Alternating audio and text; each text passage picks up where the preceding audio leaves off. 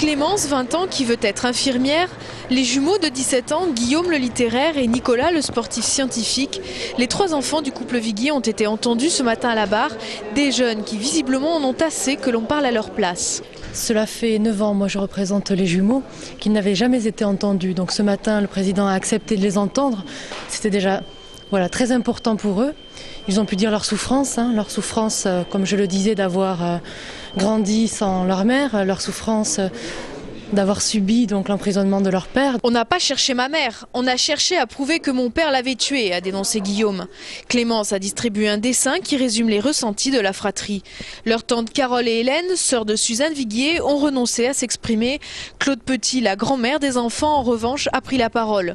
Malmenée par Maître Spizner et l'avocat général, elle assume ses relations complexes avec Suzanne. Les 2 femmes étaient en froid lors de la disparition de cette dernière. Maître Spizner a conclu la matinée en demandant la requalification de l'accusation qui pèse contre Jacques Viguier.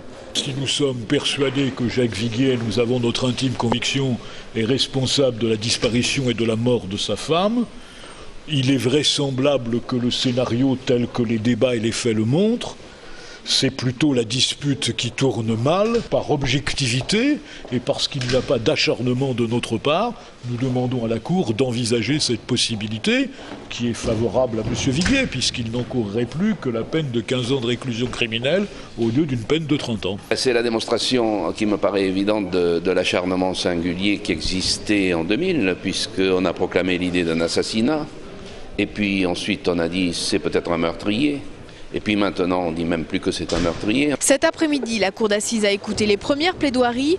La parole d'abord aux défenseurs des parties civiles dont les plaidoiries devraient se poursuivre demain.